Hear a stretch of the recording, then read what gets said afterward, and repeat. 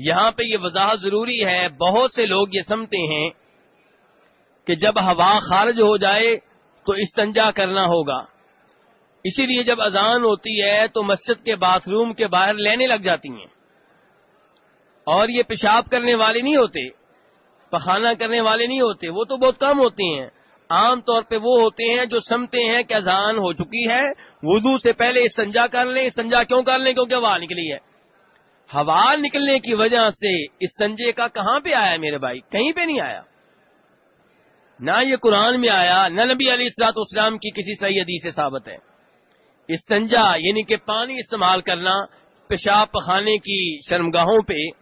یا پتھر استعمال کرنا، یہ تب ہوگا جب آپ نے پیشاب کیا ہو یا پخانہ کیا ہو،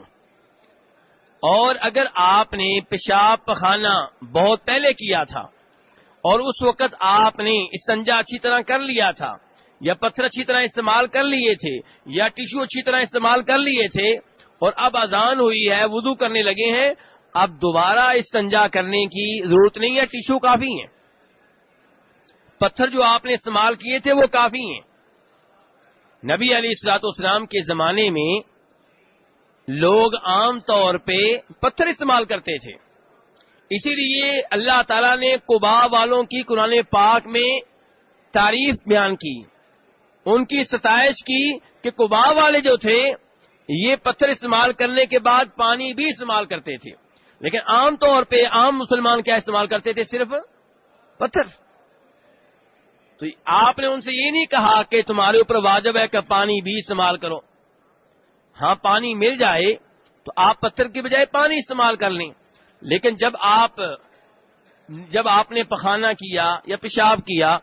تب آپ نے پانی استعمال نہیں کیا، پتھر استعمال کر لیے، ٹیشو استعمال کر لیے۔ اب جب اذان ہوئی ہے تو اب استنجا کرنا یا اب باتھ روم میں جانا اور پانی استعمال کرنا، یہ قرآن و حدیث میں کہیں نہیں آیا، اور اس وجہ سے لائنوں میں لگ جانا اور اپنی نماز بھی لیٹ کرنا، دوسروں کی نماز کے لیٹ ہونے میں سبب بننا، یہ کوئی اچھی بات نہیں ہے۔